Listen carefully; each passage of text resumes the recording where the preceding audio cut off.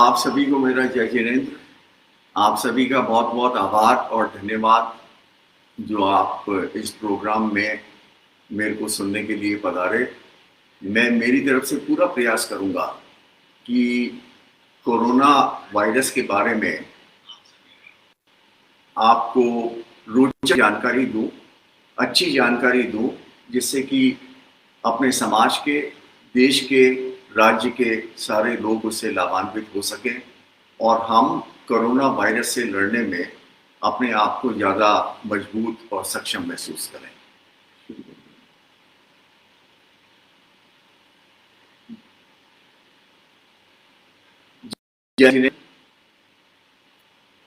आचार्य श्री महाश्रमण जी के चरणों में वंदन। भिक्षु स्वामी महावीर भगवान को याद करते हुए मैं आपके समक्ष कोरोना वायरस के बारे में अपनी कुछ जानकारियां साझा करूंगा। वैसे तो आजकल लॉकडाउन के दरमियान सारे लोग सोशल मीडिया से जुड़े हुए रहते हैं, टेलीविजन से जुड़े हुए रहते हैं और कई जानकारियां टेलीफोन पे उनके पास आती है।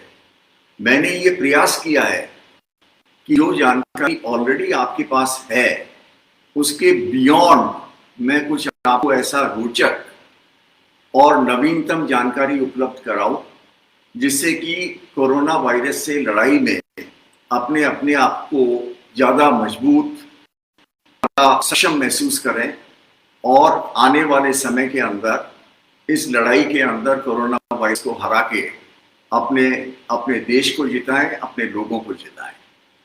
ये एक अबूझ पहेली है।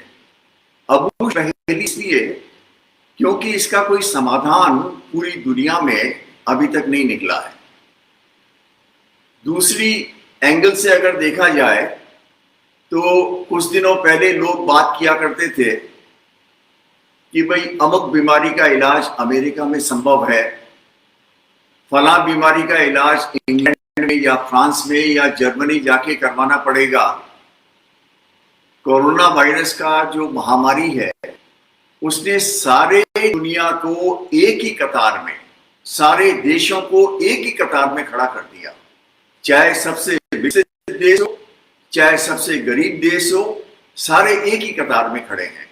आज जिस बीमारी का इलाज हिंदुस्तान में नहीं है, हिंदुस्तान से भी बहुत ज्यादा पिछड़े हुए और गरीब देशों के अंदर नहीं है, वैसे ही अमेरिका के अंदर भी लोग इस बीमारी से लाचार और अपने आप को बेबस महसूस कर रहे हैं।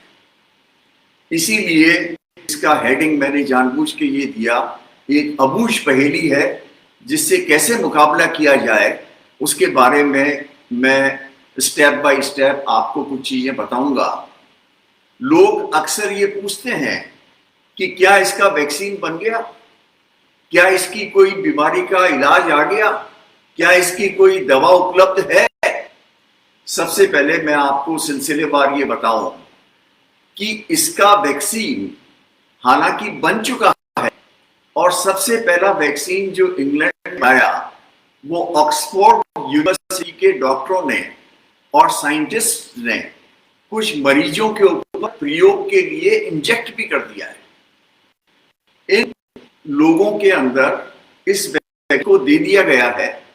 कुछ ही लोग हैं, आने वाले समय में जैसा इंग्लैंड की सरकार कह रही है कि बहुत सारे लोगों को ये वैक्सीन एक बार दिया जाएगा, लेकिन ये वैक्सीन कितना कारगर होता है ये आने वाला समय ही बताएगा। ऐसी ही कुछ जानकारी ये है कि पिछले 24 घंटे में जर्मनी के अंदर भी इसी तरह के वैक्सीन को देने की शुरुआत कर दी गई है और इंग्लैंड के अंदर जैसे कि समाचार आए हैं अगले महीने मई के महीने में 1000 लोगों को इस तरह का वैक्सीन एक बार दिया जाएगा। अब आप यूं देखें कि वैक्सीन तो इन लोगों को दे दिया, लेकिन ये वैक्सीन कारगर है या नहीं है ये तभी मालूम पड़ेगा जब जिन लोगों को वैक्सीन दिया गया है उन लोगों को कोरोना का इन्फेक्शन हो और उनकी जांच से ये पता पड़े कि इन लोगों में एंटीबॉडीज बनी है या नहीं बनी है, इन लोगों में कोरोना बीमारी से, वायरस से लड़ने की प्रतिरोधात्मक क्षमता पैदा हुई है या नहीं हुई है। इस सब प्रक्रिया के अंदर 3 से 5 महीने का समय लगेगा और अगर ये प्रयोग सफल हो जाता है तो आम आदमी के लिए मैं ये आशा करता हूं कि अगर सारे स्टेप एक के बाद एक सही दिशा में चलते जाते हैं तो आने वाले साल के आखिर में ये वैक्सीन आम जनता के लिए उपलब्ध करा दिया जाएगा। ये अभी विशफुल थिंकिंग है, पॉजिटिव थिंकिंग है। वास्तव में ऐसा होगा या नहीं होगा ये तो आने वाला समय ही बताएगा। एक कुछ एंटीवायरल ड्रग्स जो कि अलग अलग देशों के अंदर लोगों ने ट्राई की है, उसके अंदर लोपिनाविर है, रिटोनाविर है, रेमसिडिविर है। तो ये दवाइयां जिनका जिक्र अमेरिका के प्रेसिडेंट अपनी प्रेस कॉन्फ्रेंस में एक बार नहीं अनेक बार कर चुके हैं। इन एंटीवायरल ड्रग्स का कोरोना वायरस के अलग अलग में अलग किया गया है।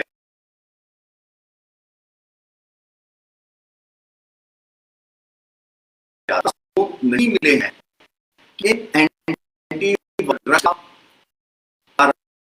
या पॉजिटिव इंपैक्ट कोरिलेशंस के अंदर होता है।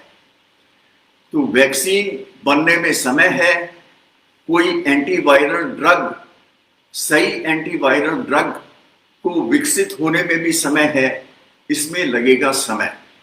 और इस समय के लिए सारी दुनिया के लोगों को धैर्य रखना पड़ेगा और लगातार अपने आप को कोरोना वायरस से लड़ने के लिए तैयार रखना पड़ेगा।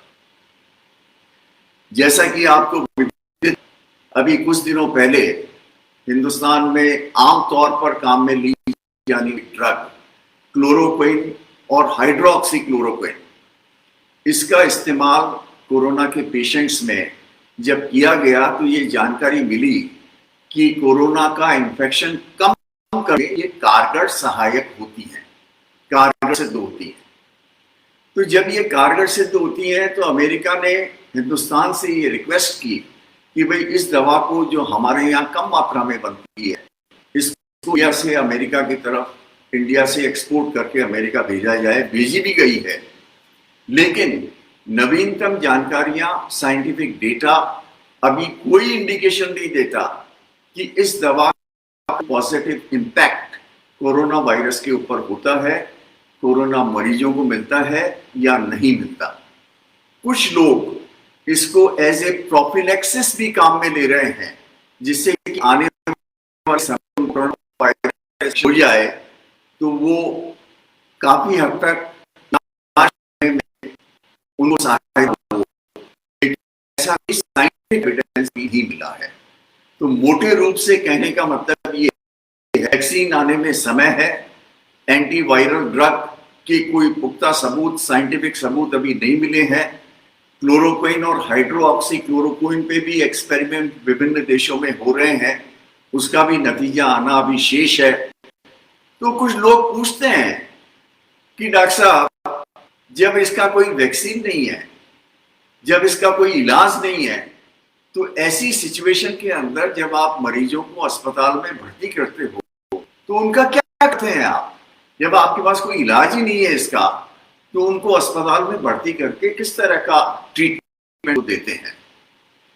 उसके लिए मैं आपको ये जानकारी दूं कि जो कोरोना पेशेंट जिनके सिम्टम्स होते हैं, जिनके लक्षण होते हैं, जैसे नाक का बहना, नाक का रुकना, गले में खराश होना, हाथ पांव में टुन महसूस होना, बुखार होना, सांस लेने में तकलीफ होना और सांस लेने में ज्यादा तकलीफ होना, इस तरह के सिम्टम्स के जब पेशेंट हॉस्पिटल के अंदर एडमिट होते हैं तो उनके अंदर एक ही चीज जो सबसे इंपॉर्टेंट है वो ये है कि हमें अगर कोई दूसरा बैक्टीरियल इन्फेक्शन हो गया है तो उस बैक्टीरियल इन्फेक्शन के लिए डॉक्टर उनको एंटीबायोटिक, अगर कोरोना के अंदर ऑक्सीजन की कमी हो रही है तो उसको ऑक्सीजन दी जाती है, ऑक्सीजन की ज्यादा कमी हो रही है, मरीजों को कृत्रिम सांस वेंटिलेटर पर भी रखा जाता है। मकसद ये है कि ऐसे मरीजों को लंबे से लंबे समय तक दूसरी चीजों से बचा के और सपोर्टिव ट्रीटमेंट दे, उनको जिंदा रख, जिससे कि उनके शरीर में समय रहते प्रतिरोधात्मक क्षमता डेवलप हो जाए, एंटीबॉडीज डेवलप हो जाए और वो ठीक होने में साबित हो। इसलिए मरीजों को बेसिकली जो ट्रीटमेंट दिया जाता है वो सपोर्टिव ट्रीटमेंट दिया जाए। कोई ट्रीटमेंट कोविड-19 का अभी अवेलेबल नहीं है, खाली सपोर्टिव ट्रीटमेंट देने के लिए मरीजों को अस्पताल में भर्ती करते हैं। दूसरा चीज ये है कि कई दवाइयां जो आने वाले समय में प्रयोग में लाई जाएगी, ऐसी दवाइयों का एक्सपेरिमेंट, क्योंकि कई दवाइयां ऐसी है जिनका नाम है और लाभ होने की संभावना है, ऐसी दवाइयां जो मैंने आपको अभी नाम एंटीवायरल ड्रग्स, ऐसी एंटीवायरल ड्रग्स के अलग अलग तरह के कॉम्बिनेशन पेशेंट को देके ये कोशिश की जाती है कि भाई कोई कॉम्बिनेशन ऐसा कारगर साबित हो जाए आने वाले समय के अंदर जो कि आमतौर पर दिया जा सके। ये इसके साथ साथ आजकल जैसे आपने देखा होगा कि इस महामारी के पहले अपने देश में और विदेश में भी एक दूसरा एपिडेमिक वायरल आया था जो इबोला वायरस से संबंधित था, H1N1 इन्फ्लुएंजा वायरस। ऐसे मरीजों के अंदर काफी डॉक्टर्स ने और साइंटिस्ट ने सफलतापूर्वक प्लाज्मा थेरेपी का प्रयोग किया। प्लाज्मा थेरेपी का मैं थोड़ा सा विस्तार से आपको बताऊं। जिन मरीजों को कोरोना इन्फेक्शन हो चुका है और जो ठीक हो चुके हैं, कोरोना वायरस के खिलाफ डेवलप हो गई, इम्यूनिटी डेवलप हो गई, ऐसे मरीजों का खून लेके और उसके प्लाज्मा और एंटीबॉडीज को सेपरेट करके ऐसे मरीजों के अंदर इन्फ्यूज किया जाता है, इंजेक्ट किया जाता है, जो कि गंभीर रूप से कोरोना वायरस से संक्रमित हैं, जो सीरियस कंडीशन में है। तो जब उनके अंदर ये प्लाज्मा जाएगा जिसके अंदर एंटीबॉडीज है और जिसके अंदर प्रतिरोधात्मक क्षमता है, तो उस मरीज के ठीक होने की ज्यादा संभावना हो जाती है। हालांकि इस तरह का एक्सपेरिमेंट इबोला वायरस में और H1N1 इन्फ्लुएंजा वायरस के अंदर काफी सफलतापूर्वक किया गया, लेकिन as far as corona infection is concern अभी ये बहुत इनिशियल स्टेज में है। अपने देश में भी ऑल इंडिया इंस्टीट्यूट के अंदर, दिल्ली के कुछ चुनिंदा अस्पतालों के अंदर सरकार ने ये परमिशन दी है कि भाई प्लाज्मा थेरेपी का एक्सपेरिमेंट करके देखा जाए। अगर ये सफल होता है, जिसकी रिपोर्ट्स अभी शीघ्र ही आने वाली है कुछ दिनों में, तो एक सपोर्टिव ट्रीटमेंट मिल जाएगा। लेकिन ये ऐसा कोई अचूक इलाज नहीं होगा जिससे कि आम आदमी को कोरोना से बचाया जा सके, लेकिन फिर भी एक हथियार लोगों के हाथ में आ जाएगा। अब सवाल उठता है कुछ लोगों के जो प्रश्न हैं कि भाई लॉकडाउन क्यों कर रखा है, लॉकडाउन से क्या लाभ हो रहा है और लॉकडाउन कैसे खुलेगा, कब खुलेगा, एक असमंजसता की स्थिति बनी हुई है। मैं आपको ये जानकारी दूं कि लॉकडाउन से जो अपने देश के नेतृत्व कर रहे हैं हमारे प्रधानमंत्री नरेंद्र जी मोदी, हमारे राज्य के मुख्यमंत्री श्री अशोक गहलोत, उनके सफल नेतृत्व ने कई विशेषज्ञों की राय लेके ये तय किया है कि लॉकडाउन रखा जाए, जिससे कि जो मरीज स्वस्थ है वो कोरोना संक्रमित लोगों के संपर्क में ना, और जो कोरोना से संक्रमित लोग हैं लेकिन वो लक्षण नहीं है, ये भी अपने घरों के अंदर ही बंद रहे, ये दूसरे लोगों को कोरोना का इंजेक्शन नहीं लगा पाए। और कुछ समय उपरांत जिन लोगों को कोरोना पॉजिटिव है और जिनके कोई लक्षण नहीं है, वो धीरे धीरे 15 दिन में, 20 दिन के अंदर वो ठीक हो जाते हैं और ठीक होने के बाद वो कोरोना वायरस दूसरों को लगाने की क्षमता खो बैठते हैं। उससे समाज का दूसरा वर्ग उनसे बचा हुआ रह जाता है। इसीलिए इस साइकिल को ब्रेक करने के लिए ये अत्यावश्यक था कि इस तरह का लॉकडाउन किया जाए जिससे कि ये साइकिल ब्रेक हो जाए। कुछ लोग ऐसे भी हैं जिनको कोरोना पॉजिटिव होने के बाद लक्षण आ जाते हैं, विभिन्न प्रकार के लक्षण, अभी मैंने आपसे जिक्र किया। तो ऐसे मरीजों को हॉस्पिटल शिफ्ट करा है जिससे कि उनकी देख रेख, उनका सपोर्टिव ट्रीटमेंट, उनके दूसरे इन्फेक्शन को अस्पताल में किया जा सके। तो लॉकडाउन इसलिए अत्यावश्यक था और सही तरीके से, सही सूझबूझ के साथ अपने पूरे देश में और राजस्थान प्रदेश, दूसरे प्रदेशों में भी लॉकडाउन किया गया है। अब ये लॉकडाउन आज तो अपने सारे लॉकडाउन के अंदर है, अपने अपने घरों के अंदर है। कुछ समय उपरांत परमानेंट तो रहने वाला है नहीं, अलग अलग स्टेजेस के अंदर धीरे धीरे इसमें जानी शुरू कर दी। जब इसमें ढील देंगे तो आप ये देखिए कि आप लोग भी अपने घरों से बाहर निकलेंगे। जब आप घरों से बाहर निकलेंगे तो आप दूसरे लोगों के संपर्क में भी आएंगे और हो सकता है लोगों के संपर्क में जो कोरोना वायरस से संक्रमित हो लेकिन जिनके कोई लक्षण नहीं हो, ऐसे लोगों के भी संपर्क में आएंगे। तो ऐसी परिस्थिति अंदर क्या एहतियात बरते जाए जिससे कि हम कोरोना के संक्रमण से, यहां मैं आपको एक छोटा सा उदाहरण देना चाहूंगा कि कोरोना वायरस ये एक विषय खूनी दरिंदे की तरह है जो सारे शहर में, सारे समाज में, सारे लोगों के अंदर पता नहीं कहां कहां फैला हुआ है। आपको इससे सुरक्षित रहने के लिए ये चीज भी समझनी जरूरी है कि हालांकि ये है तो खूनी दरिंदा, लेकिन फिर भी ये अपनी मर्यादा में रहता है, अपना एक कैरेक्टर है। अगर आप सावधानी बरतते हैं, अगर आप एहतियात बरतते हैं, अगर आप जो रिकमेंडेशंस आपको की गई है उनका ध्यान रखते हैं, तो ये आपके पास से गुजर जाएगा, आपको संक्रमित नहीं करेगा, आपको नुकसान नहीं करेगा, आपको बीमार नहीं करेगा। ये ऐसा ही है जैसे कोई व्यक्ति अपनी गाड़ी लेके और हाईवे पे सड़क के बाएं हिस्से में आराम से जा रहा है और वो सारे कानून, कायदे और मापदंड और नियमों का पालन कर रहा है। सामने से कोई हैवी ट्रक उसके सामने से दाहिनी तरफ, अगर ये व्यक्ति तमीज से, सावधानी से, सचेत रह के, सजग रह के अपनी वाहन को ड्राइव कर रहा है तो वो ट्रक उसके दाहिनी तरफ से निकल जाएगा, वो उससे टक्कर नहीं खाएगा। लेकिन अगर यही व्यक्ति लापरवाही बरतेगा,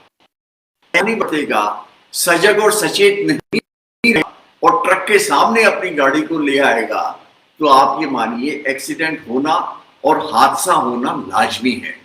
इसलिए कुछ ऐसी एहतियातन चीजें हैं जिनका हमेशा अगर लॉकडाउन जैसे जैसे ढीला पड़ेगा रखा जाए और उसके बारे में थोड़ी समझ बढ़ाई जाए तो आदमी इससे आराम से बच सकता है। आप जब भी घर से बाहर निकले मास्क पहन के निकले, जब भी घर से बाहर निकले एक चश्मा लगा के निकले। अगर आप चश्मा नहीं लगा है तो पेन ग्लासेस का चश्मा लगा लें, क्योंकि आंखों से संक्रमण होने की संभावना बढ़ जाती है, क्योंकि आंखों में म्यूकस मेम्ब्रेन होती है। आप घर से बाहर निकले तो एक सेट ऑफ ग्लव्स अपने साथ रखें। मैं यहां आपको ये जानकारी दे दूं कि बाय द वे आदतन या जाने अनजाने में आप किसी ऐसे आदमी से अपना हाथ मिला लेते हैं जो कोरोना से संक्रमित है लेकिन उसके कोई लक्षण नहीं है, तो आपको उसमें भी घबराने की जरूरत नहीं है। कारण ये है कि आपकी जो त्वचा है, अपनी जो चमड़ी है, उसको कोरोना वायरस भेद नहीं सकता, उधर आपके सिस्टम के अंदर वो नहीं जा सकता। अब अगर आप लापरवाह हैं अगर आपके हाथ पे, आपकी अंगुलियों पे कोरोना वायरस लग गया है और आप इस वायरस को अपने म्यूकस मेम्ब्रेन की तरफ ले जाते हैं, जैसे कि दांत में से कोई फंस गया है उसको अंगुली डाल के निकालना, जैसे कि नाक में अंगुली डाल के और गंदगी को साफ करना, जैसे इस अंगुली पे कोरोना वायरस लगा हुआ है उससे अपनी आंखों को मसलना, इस तरह की हरकत अगर आप करते हैं और कोरोना वायरस आपके हाथ पे है तो आप ये मान के चलिए कि इतना ज्यादा कॉन्टेजियस है कि ये तुरंत आपके सिस्टम में घुस के आपको नुकसान पहुंचाने की स्थिति में आ जाए। लगातार अपने हाथों को सैनिटाइज करते रहें, लगातार अपने हाथों को साबुन और पानी से धोते रहें, जिससे कि बाय द वे कोई संक्रमण आपके हाथों में भी गया है तो वो अपने हाथों से साफ हो जाएगा और आप किसी खतरे का सामना नहीं करेंगे। अब प्रश्न ये उठता है कि आप अपने ऑफिस में गए, ऑफिस में बैठे, तो कोरोना वायरस सरफेस के ऊपर लगा हुआ है, टेबल के ऊपर लगा हुआ है, या आपने दरवाजे का नॉब के ऊपर लगा हुआ है, तो ऐसी चीजों से बचने के लिए वो सरफेस जिसके ऊपर आप लगातार बार बार टच करते हैं उस सैनिटाइजर से साफ कर लें या साबुन के पानी से उसको एक बार ये कपड़े से साफ करें। जिस टिश्यू पेपर आप साफ करें उस टिश्यू पेपर को आप कूड़ेदान में डाल नहीं लें। हाथ बार बार आप साफ करते रहें। अगर बाजार से कोई सामान लेने जा रहे हैं और सामान लेके आते हैं तो कुछ लोगों का प्रश्न है कि भाई ये सामान हम कैसे इस्तेमाल करें, हो सकता है इसके अंदर कोई कोरोना वायरस हो जो हमारे घर के अंदर चला जाए। बात सही है कि अगर आप कोई खुला सामान लेके आए तो उसको एक बार घर के किसी कोने में रख दें या घर के बाहर रख दें, उस 12 से 24 घंटे बाद इस्तेमाल करें, उसके पहले इस्तेमाल नहीं करें। आप कोई फल फूल या सब्जी लेके आए हैं तो आप ग्लव्स पहन के या अपने हाथों को सैनिटाइज करके उसको धोके और धूप में सुखा दें। 5 से 7 घंटे के अंदर अगर कोई कोरोना वायरस होगा भी तो वो खत्म हो जाएगा। आप घर के अंदर घुसने के पहले ये सबसे इंपॉर्टेंट चीज है कि आप जूते संक्रमित हो सकते हैं, आप संक्रमित हो सकते हैं तो जूते घर के बाहर ही उतारें और जूते का तलवा सैनिटाइजर से क्लीन कर लें या साबुन के पानी से क्लीन करके और जूतों को बाहर ही रहने दें। घुसने के पहले आप अपना जो यूनिफॉर्म है या कपड़े जो भी पहन रखे हैं वो कपड़े जरूर चेंज करें और इन कपड़ों को अलग से रखते हैं बकेट में डाल के, कोई नुकसान नहीं होगा। अगर उसके अंदर कोरोना वायरस है भी तो वो 8 से 12 घंटे के अंदर खत्म हो जाएगा। और इन कपड़ों का पुनः अगर इस्तेमाल आप करते हैं तो इन कपड़ों को दोबारा धो के ही पहने, इन कपड़ों का बार बार इस्तेमाल नहीं करें। ये कुछ छोटी छोटी चीजें हैं जिससे कोरोना वायरस से बचा जा सकता है। मेरा मानना यह है कि अगर आप हिम्मत रखते हैं, निडर रहते हैं, आत्मविश्वास के साथ काम करते हैं और बहादुरी के साथ ये कहते हैं कि मैं अगर एहतियात बरतूंगा, ये चीज रिवाइज करनी बहुत जरूरी है, मैं अगर एहतियात बरतूंगा, मैं अगर सावधान रहूंगा, मैं अगर सचेत रहूंगा तो कोरोना वायरस मेरा बाल भी बांका नहीं कर पाएगा। और ये बात सही है। साथ में मैं एक चीज आपको और बताऊं, आपको थोड़ा श्रद्धालु बनना पड़ेगा जब आप से बाहर निकलेंगे और आप ऐसे व्यक्ति के संपर्क में आते हैं जिसमें आपको थोड़ा सा भी शक हो जाए कि भाई ये सांस बह रही है या कुछ बीमार सा लग रहा है या इसको खांसी सी है, तो आप कृपया हाथ जोड़ के उस व्यक्ति से ये निवेदन करें कि भाई तुमको जो भी काम है पे बात कर लेंगे या कॉन्फ्रेंसिंग पे बात कर लेंगे। ऐसे व्यक्ति से मिलना जहां तक संभव हो आपको अवॉइड करना चाहिए क्योंकि इससे संक्रमण बहुत जल्दी फैलता है। म्यूकस मेम्ब्रेन अपने चेहरे के ऊपर आप ये मान के चलें, एक तो आईज के अंदर होती है, एक नाक के अंदर होती है, एक ओरल कैविटी के अंदर होती है। मुंह सबसे बड़ा एरिया है जहां म्यूकस मेम्ब्रेन बहुत ज्यादा सरफेस में होती है। जब ये ज्यादा सरफेस में होती है तो ऐसी म्यूकस मेम्ब्रेन से इन्फेक्शन होने से बचने के लिए मैं ये आपको कहना चाहता हूं कि ऐसे इन्फेक्शन से बचने के लिए लगातार गुनगुना या गर्म पानी जरूर पीते रहें। और साथ में जो सबसे इंपॉर्टेंट चीज मैं निवेदन करना चाहूंगा वो ये है कि आप में कोरोना कोविड-19 से लड़ने की इम्यूनिटी फाइट करती है। वो लोग जिनकी इम्यूनिटी कंपैरेटिवली लो है, जैसे कोई डायबिटिक है, कोई हाइपरटेंसिव है, किसी को क्रोनिक डिजीज है, किसी की उम्र 65 साल से ज्यादा है, ऐसे लोगों को होने की संभावना बहुत बढ़ जाती है। ऐसे लोगों को एक्स्ट्रा रखना चाहिए। कोशिश ये करनी चाहिए कि वो कम से कम लोगों के संपर्क में आए। साथ में मैं आपको ये भी निवेदन करूं कि आपकी इम्यूनिटी बढ़ने के लिए उसकी मानसिकता का बहुत बड़ा रोल है। अगर आप डर के रहेंगे, अगर आप घबरा के रहेंगे तो आपकी इम्यूनिटी कंपैरेटिवली लो होगी। और साथ में आप अगर मानसिक मजबूती रखेंगे कि प्रेक्षा ध्यान से भी बॉडी की इम्यूनिटी मजबूत होती है। और आपकी जानकारी के लिए YouTube पे महाप्रज्ञ जी का प्रेक्षा ध्यान के पार्ट 1 एंड पार्ट 2 इजीली उपलब्ध हैं, तो आप उसको देखें, उसको प्रैक्टिस करें। बहुत इजी है उसको प्रैक्टिस करना और उससे बहुत लाभ मिलेगा। डाइट के अंदर जैसे यहाँ पे कहा गया है कि डाइट के अंदर आप by and large vegetarian diet पढ़ रहे हैं, अंकुरित दाने जरूर खाएं, फल फ्रूट लें। साथ ही में आपको 6 से 8 घंटे की नींद निकालना जरूरी है, क्योंकि साइंटिफिकली प्रूफ हो चुका है कि जो मेडिटेशन करते हैं, जो वेजिटेरियनिज्म में बिलीव करते हैं, जो लोग रात को 6 से 8 घंटे गहरी अच्छी नींद में सोते हैं, ऐसे लोगों की इम्यूनिटी दूसरे लोगों की बनस्पत काफी मजबूत होती है। पानी लगातार बहुत जरूरी है। एक घंटे में गुनगुना पानी पीते रहें। और जैसा कि अपनी संस्कृति है, जैसा सरकार ने और कई राज्य सरकारों ने रिकमेंड भी कर रखा है कि जो आयुर्वेद के अलग अलग कॉम्बिनेशन के काढ़े उन्होंने रिकमेंड कर रखे हैं। होता कुछ भी नहीं है, तुलसी पत्ती होती है, इलायची होती है, गर्म पानी होता है और दूसरी चीजें होती है जो कि किसी भी तरह से कोई नुकसान नहीं कर सकती। इसका सेवन करने में कोई नुकसान नहीं है। नुकसान तो होगा नहीं, लेकिन फायदा होने की संभावना लगातार बनी रहेगी। अब मैं आपको ये निवेदन करना चाहता हूं, कोरोना की लड़ाई ये एक लंबी लड़ाई है।